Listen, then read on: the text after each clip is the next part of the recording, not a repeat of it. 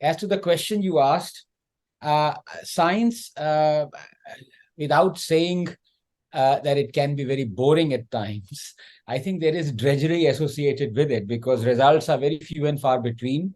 Ideas are many, but then you have to fructify the ideas. There's no point having an idea in, at least in biological field, unless you talk of theoretical sciences. But I work in the practical aspects of the so-called wet lab sciences.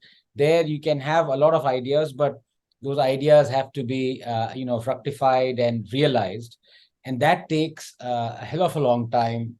To give you an example, on average, a 3-page paper published would take approximately 3 or 4 years, sometimes even longer, with multiple labs collaborating. So there is a lot of hard work, but at the same time, patience involved in it.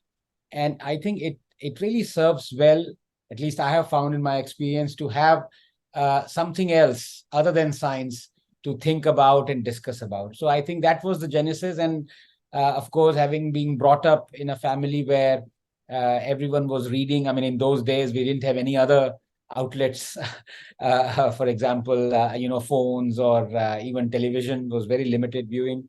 I suppose it came, at least that aspect of delving into something other than science came quite naturally to me.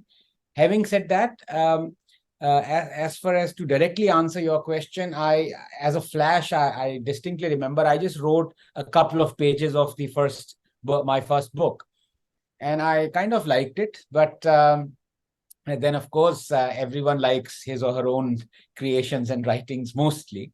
But if one is to be judged critically, objectively, then one must know where one stands. So, and I really wasn't sure because I had not written anything before that. So I decided, look, people, I can ask people. A lot of them would not reply to me, respond to me. That's the way it goes for a debut writer or an author. But then why not I become my most objective judge? For that, I had to read. So for the next, I think, 11 years, I just read. I didn't write anything or make it public. And I read in a very, you can say, very bizarre or absurd way, like a scientist would. So it was 70 pages every day, come rain or shine or anything like that. If I read 69, the next day I would read 71. It's a bit like, I think, Paul Dirac was given War and Peace to read. I can't remember who gave him that book to read, and Paul Dirac, the famous physicist who got the Nobel Prize for the famous Dirac equation. And then he, after about 3 months, he sent back a letter saying, "Thank you very much for this book. I really enjoyed it. The typos are on page 43, page 47, page 96, page 213. There is an A missing." So I read it initially. I read a lot, but I read all the great authors and all the great books that have been churned out from great civilizations. And 10 years later, 10 years and a bookshelf later, I decided, well, now I can judge myself. And I said, okay, well, yes, this sounds good. This is worthy of sending it to a publication house. So that is how it started. Once it started, then you slowly gain confidence. I certainly don't, or at least it was very hurtful to hear what I think it was Ernest Hemingway said, that discard your first million words. He can afford to say that, but I didn't.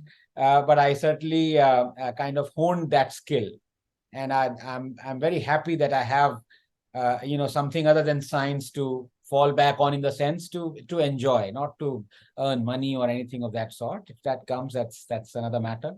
But the fact is, it's always a pleasure being a jack of all trades and master of none. So I think I hope that answers your question.